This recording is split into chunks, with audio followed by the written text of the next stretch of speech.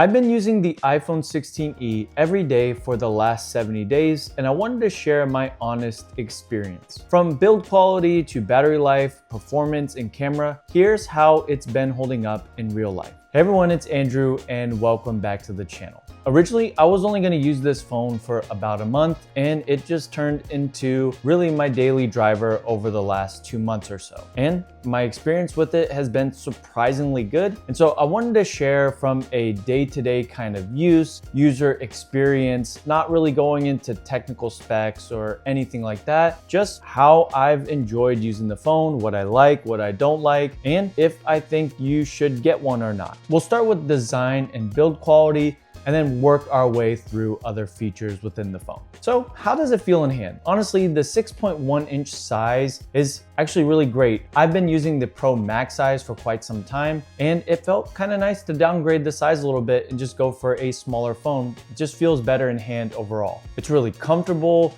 It's really nice to hold. I love the balance of the size and weight. It's super light at 167 grams, and the aluminum frame is just really nice on this. I thought it would get some scratches over the last couple months or so, and it looks like it's in perfect condition. Now, I've had a case on it, but I do like to go caseless every once in a while, and it's still holding up perfect. The glass back is holding up great as well. And I just love the beautiful design of that single camera, and the white color, it just pops. It looks so beautiful. And I've actually had a screen protector on this phone since day one, really, but I just wanted to make sure that I didn't damage this phone or anything like that. Wanted to keep it in pristine condition, and its durability is holding up really well. Thankfully, I haven't dropped it or anything like that, so no issues or concerns there. I think this phone is built to last. It's got ceramic shield on the front. This is an iPhone. They're built pretty premium, even at this level, and it's a solid device. Since this is Apple's budget phone, technically budget phone,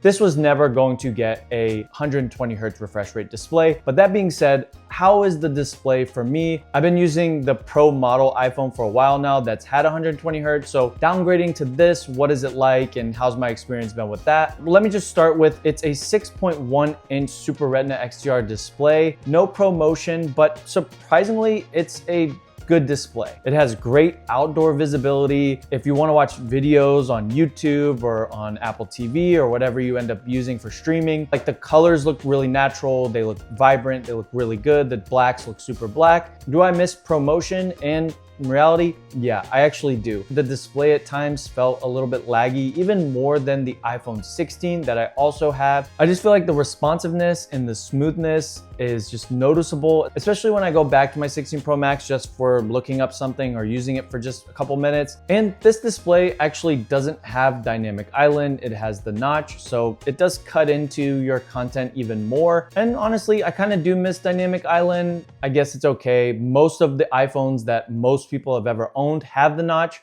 so it really shouldn't be much different for you unless you're downgrading from an iPhone that has dynamic island. Really quick, the speakers are solid for FaceTime calls, normal calls, and just listening to music. On to performance. The A18 chip is what's in this device, and the A18 chip is pretty solid. It's going to perform most tasks like social media, using iOS apps, just normal daily things that you get into like YouTube or your calendar app, or just managing different things on your phone.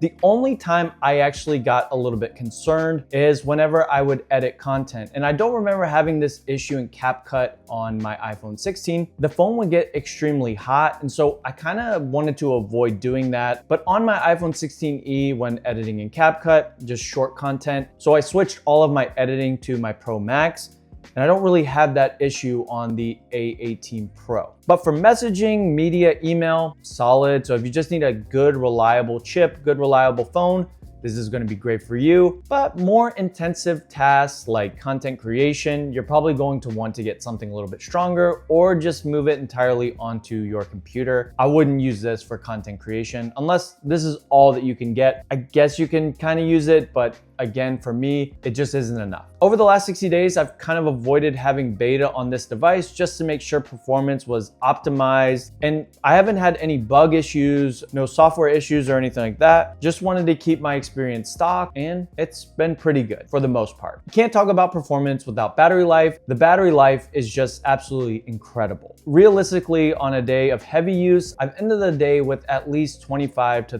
30% left. Now, I did actually the last few weeks step away from social media, kind of needed a mental break. But with that, the battery life is even more amazing. Who knew that your battery doesn't die if you're not addicted to your phone for 6-7 hours a day? So when you take social media away from this phone, I was having days where I was getting home with 50% battery life, no problem. Obviously, I'm not on my phone a lot, but and that's almost 2 days where I didn't have to charge this phone or think about it, which is just incredible. So it easily lasts a full day with just normal use, going on social media, content creation, messaging, light editing, whatever you need to do, you're gonna get through the whole day just fine. The C1 modem that's in this is just insane, and it has me super excited for the iPhone 17 series. So hopefully like the iPhone 17 Pro Max gets the C1 modem and it just boosts battery life like crazy. Honestly, that would be incredible. All right, on to one of my favorite things to talk about, and that's the camera. And without getting into too much specs about the camera, what has been my experience like? And here's some of my best shots. Like most cameras, it's going to obviously do better with natural light or even studio light like I have here. The photos look pretty good, but I will say it does lack a little bit. I like to shoot in RAW, and the iPhone 16 Pro Max offers that. This obviously doesn't, and you can tell the difference. It's basically a $600 price difference with these cameras. I mean, if you're like me and you're taking photos all the time, shooting video in 4K, you can notice it right away, and it's just not optimized for me. I think for most people that just want to take photos of like a birthday, food that they had on a Friday night, or even just going to a park like at Disney or something like that, this is going to be a really good phone. But if you want to get into a little bit more serious settings, then this is going to lack quite a bit. And so this is actually one of the main reasons why I couldn't make this my just drop everything and this is my phone forever. Actually, the video on here I didn't think was particularly great as well. There's just not enough zoom. It's not sharp. It doesn't have a real good depth of field in my opinion. And so I couldn't make this my main camera on the go. I just can't. I haven't used it at all in my videos